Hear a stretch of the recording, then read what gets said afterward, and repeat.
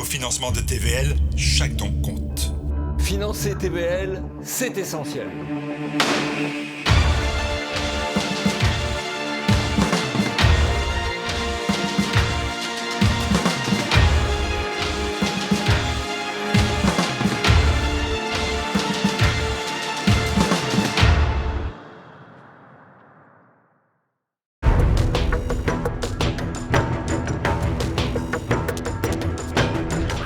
Les Prohibés, c'est un collectif d'artistes français qui a vu le jour en décembre 2021, c'est assez récent. Sa vocation, son objectif, sa mission, la promotion des arts et des artisanats en France. Alors, pour en parler, j'ai invité les créateurs de ce collectif Les Prohibés, en l'occurrence Clémence Farqueur, bonjour à vous, et ensuite Valentin Martel, bonjour aussi. Merci d'être présent. Alors, dites-moi, la promotion des arts et des artisanats de France, rien que cela? Rien que ça. C'est pas le plus simple, mais on fait ça parce qu'on s'est vraiment rendu compte qu'il y avait une grande invisibilisation de nos arts, de l'art justement français. Et il fallait qu'on se regroupe, qu'on se fédère, d'où justement la création. Comment ça vient à l'esprit? Vous êtes un poète? Oui. Vous êtes bordelais? Oui. Comment un poète bordelais décide de faire cela?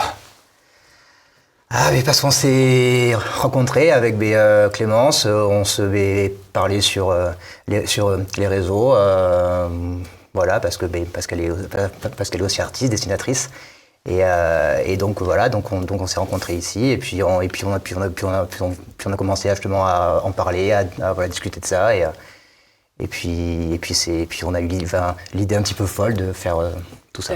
Alors Clémence Farqueur, je prononce bien votre nom cette fois-ci, Clémence Farqueur. Vous êtes dessinatrice, mais alors aussi apprentie-fleuriste.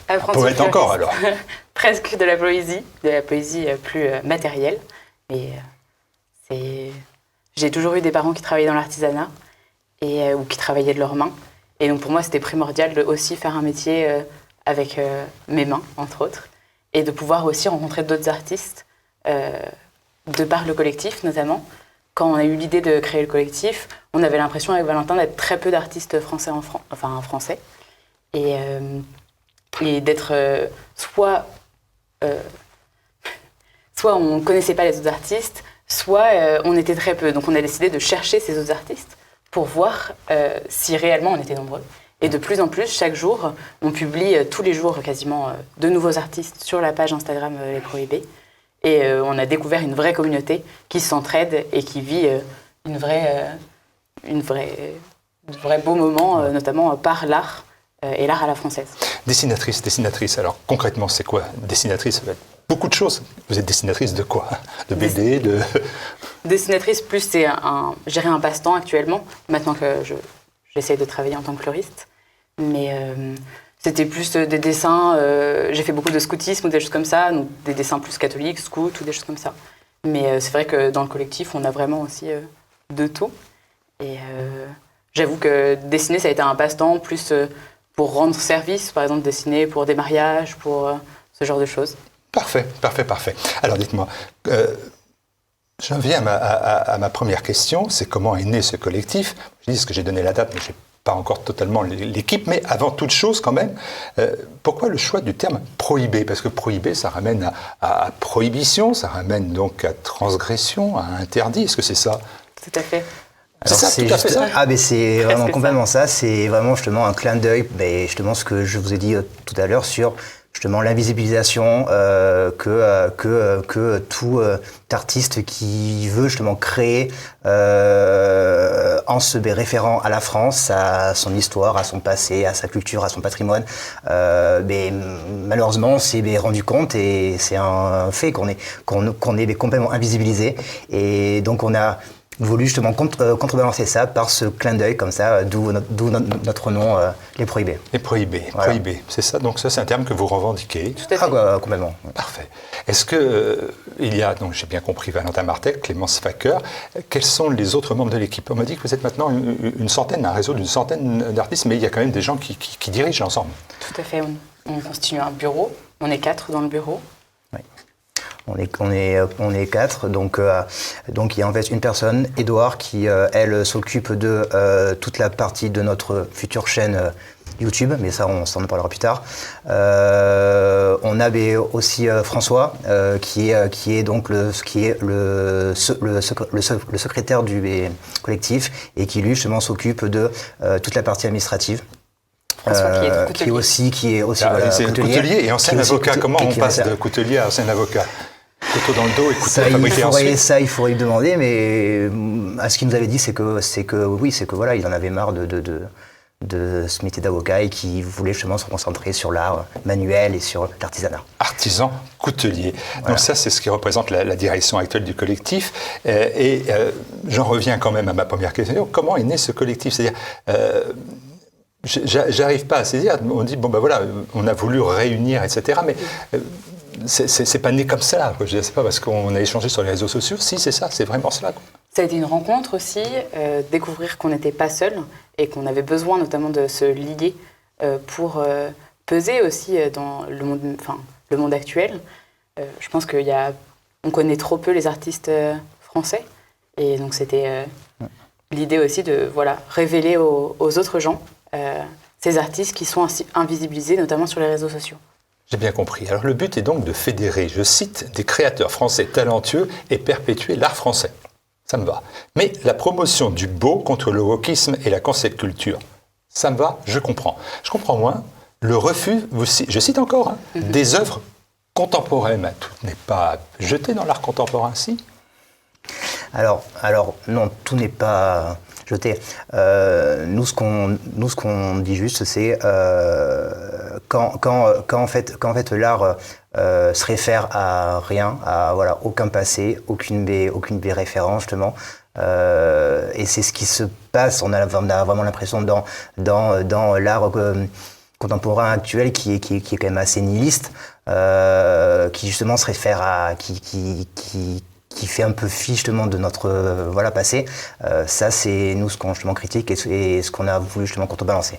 Qu'est-ce que Clémence, vous êtes dessinatrice, Dali, Mathieu. Tout à fait. C'est de l'art contemporain. Après, en fait, en tant qu'artisan, il y a aussi la technique qui va derrière.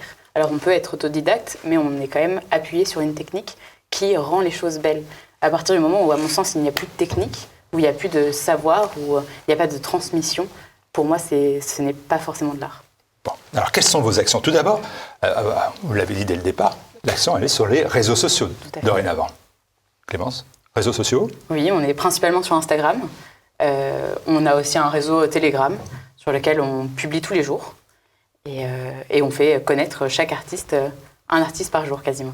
Et puis quand on est à Bordeaux, on se déplace, on peut se déplacer et donc on va à tous les forums, les colloques, les universités d'été pour se faire connaître. C'est ça aussi le but de l'opération? C'est ça aussi. En fait, on est invité par différents événements. Et donc là où on nous invite, on y va. Donc on y va avec 4-5 artistes qui veulent venir avec nous et puis on expose ce qu'ils font, ce qu'ils produisent. Donc on est un peu... Et vous avez des partenariats ou vous cherchez des partenariats? Ça, c'est autre chose. On n'a pas forcément de partenariat. Nous, ce qu'il faut vraiment savoir, c'est qu'on est vraiment apolitique. On est vraiment affilié à aucun parti. Mais rien ne nous empêche, si on est invité par des partis, d'y aller pour justement exposer nos arts. Mais on n'a pas forcément de partenariat. Tout à fait, on est vraiment là pour servir l'art et l'artisanat. Donc si on a l'occasion de pouvoir montrer ce que font nos artistes, on est prêt à venir dans différents événements. Et vous êtes né du NID, NID? C'est un incubateur? Non, on est né de nous-mêmes. Né de vous-même? Aucun soutien particulier? Non, aucun soutien au début. Au début. Et là, ensuite, en fait, récemment, depuis mars, on a été justement incubé par l'Institut Iliade et par le NID. Bon, j'avais pas tout faux. J'avais pas faux dans les délais. Parfait. Parlons développement alors, parce qu'elle a les projets. Vous souhaitez, par exemple, j'ai vu, organiser votre propre festival prohibé, le festival des prohibés. Ça va être quoi, ça? C'est un rêve. C'est vraiment, c'est pas encore. Voilà, on va vraiment faire étape par étape parce qu'on sait voilà qu'en termes logistiques c'est quand même assez lourd. Mais oui, pourquoi pas. Par exemple l'été 2024, pourquoi pas. Ouais, voilà, faire une sorte justement de festival comme ça avec nos artistes, chanteurs, musiciens qui feront toute la partie justement. Festival, voilà, etc. Et puis en fait, à côté, tous nos artisans qui pourraient exposer leur art. Bon, donc ça, je prends rendez-vous pour été 2024. Vous êtes là à nouveau. Voilà, on va faire étape par étape. Avec la même chaleur que dans ce studio. Il faut quand même se souvenir qu'on est des artistes et qu'on peut être un peu idéaliste aussi par moment. Donc, on espère 2024. C'est très bien. Mais on verra ce que l'avenir nous réserve. TVL, c'était un rêve, c'est devenu une réalité. Création d'une chaîne YouTube et création d'un site internet. Ça aussi, c'est un projet plus simple à mener quand même, donc plus concret et donc à court terme. Tout à fait. On a lancé une cagnotte pour le site internet. Donc la fin de la cagnotte, c'est bientôt. C'est à la fin de cette semaine. Dimanche, ça sera la fin de la cagnotte officiellement. Cette cagnotte, elle va nous permettre de lancer un site internet sur lequel tous les artistes pourront exposer ou vendre leur fabrication. On va reparler de la façon dont on peut vous aider. Je veux dire, un site internet avec vente de création artistique, concrètement, c'est quoi ? C'est une boutique plateforme, que vous ouvrez ? Une plateforme de vente. C'est ça. Il y aurait en fait deux parties. Une première partie sur chacun de nos artistes et artisans aurait une page à lui, sur laquelle voilà, il se présentera, où il montrera ce qu'il fait avec des visuels, avec un texte de présentation. Et une autre partie qui sera toute la partie e-commerce du site. Donc où justement chacun des artistes mettra en vente soit des créations originales dont notre site aura l'exclusivité, ou sinon des créations de lui qui mettraient Depuis en le début, on dit artisan, artiste. Tout ça est mélangé. Quel est le critère en fait ? Parce que artisan, c'est pas artiste. Si, l'artisan est un artiste. L'artiste n'est pas forcément toujours un artisan. Vous m'avez dit un chanteur, vous m'avez dit quelqu'un qui fait des couteaux.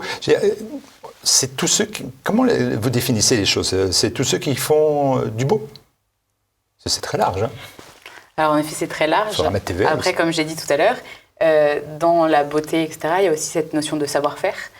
Donc souvent, le plus souvent d'ailleurs, un artiste, ça va être quelqu'un qui est plus souvent autodidacte, alors qu'un artisan, c'est quelqu'un qui va travailler, des fois aussi en tant qu'autodidacte, mais qui va vraiment s'appuyer sur un savoir ou des matières ou des choses comme ça qui le rendent artisan, et notamment parce qu'il vend des produits, il est artisan, contrairement à l'artiste qui ne vend pas forcément sa production.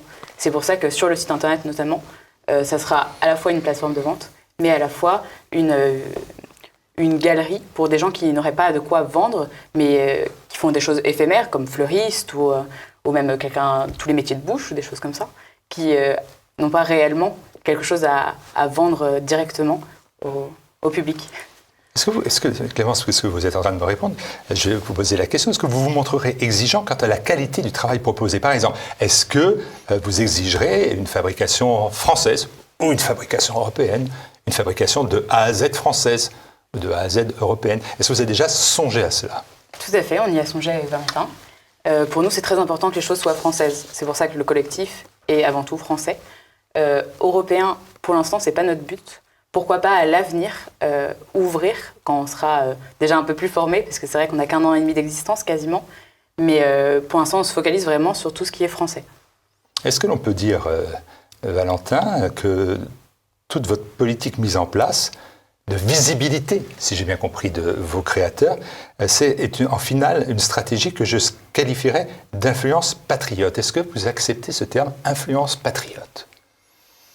Je dirais plus influence enracinée française.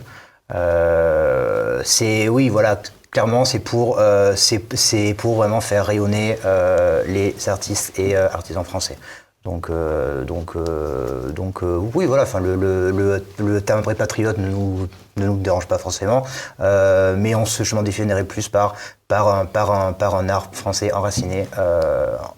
Voilà, Clémence, la beauté va sauver la France finalement? C'est ce que je disais tout à l'heure, on est très idéaliste. On aimerait que la France soit sauvée par la beauté. Mais après, c'est à nous de nous en donner les moyens. Et c'est par les artistes, j'imagine, qu'on pourra montrer le plus de choses belles aux Français. Donc c'est un beau collectif que ce collectif des Prohibés. Et on voit tout au long de cet entretien que nous faisons, et c'est la première fois que vous intervenez à la télévision, je vous en remercie, que vous avez un grand potentiel d'expansion, un grand potentiel d'ambition, et c'est tant mieux. Mais pour vous développer, vous faites appel alors à un mode de financement qu'on connaît bien à TV Liberté, bien évidemment, qui est celui de l'indépendance et la garantie. Et de l'indépendance, c'est le financement participatif. On appelait le don dans le temps, mais maintenant on dit financement participatif, c'est la même chose, mais c'est plus techno. Concrètement, comment on peut vous aider? Comment on est intéressé? Donc moi, je suis ici artisan. Qu'est-ce que je fais? Qu'est-ce que je peux faire pour vous aider ou pour vous joindre? Et puis, je souhaite aider votre développement du collectif. Qu'est-ce que je fais? Voilà, vous avez la parole. Je vous laisse 2 minutes montre en main, une vie. Donc si vous êtes artisan, il ne faut pas hésiter à nous contacter directement sur nos réseaux sociaux, soit Telegram, soit Instagram. On fait quoi? On tape quoi? Les Prohibés? On tape les Prohibés, on nous trouve directement en général. Et nous, on est très accessible par message, etc. Donc il n'y a pas de souci. On nous explique ce que vous faites, quelles seraient vos ambitions, rentrer dans le collectif, ou simplement aussi être vu sur notre page. Il faut savoir que toutes les personnes qu'on publie ne sont pas forcément des adhérents au collectif. On demande une cotisation aux artistes qui adhèrent au collectif. 30 € par an. 30 € par an pour le moment. Oui. Ça va. C'est quand même des artistes. C'est bien. Et ensuite, après avoir adhéré à l'association, on met en relation tous nos artistes ils peuvent discuter ensemble, etc., sur différents formats. Voilà. Et vous avez ouvert une cagnotte, et alors, pardonnez-moi de vous dire, vous m'avez pas dit où elle était, la cagnotte. Alors, elle est sur le site. Vous êtes des artisans, des rêveurs, mais vous n'êtes pas des gens très réalistes. Non, c'est vrai. Où est-ce qu'on peut vous aider concrètement? C'est vrai qu'on n'est pas très bien sur ça. Non, mais donc la cagnotte est sur le site Helloasso. Qui est en fait une plateforme pour les associations. On va mettre les références en bas de Parfait, l'écran. Voilà. Donc en fait la cagnotte a été faite dans le sens que chaque don correspond à un palier qui lui-même correspond à une contrepartie artistique d'un de nos artistes et artisans. Par exemple chaque don de 20 €, le donateur recevra aussi un dessin de Constance, qui est dessinatrice dans le collectif. Et donc, nous, sur le don de 20 €, on paiera 10 € à Constance pour qu'elle puisse justement créer et puis envoyer et vivre la son contrepartie de son travail, parce de que sa voilà, passion. parce que c'est important justement que nos artistes et artisans puissent vivre et justement recevoir Et ben voilà. l'argent. Eh ben, nous avons fait connaître à TV Liberté cette initiative, belle initiative. Il y a 1000 initiatives qui naissent partout en France. Il faut les suivre et les accompagner dans ces temps difficiles de décomposition. Mais il y a des fleurs qui poussent tout simplement. Merci à vous. Merci d'être venu. Merci de nous avoir reçus.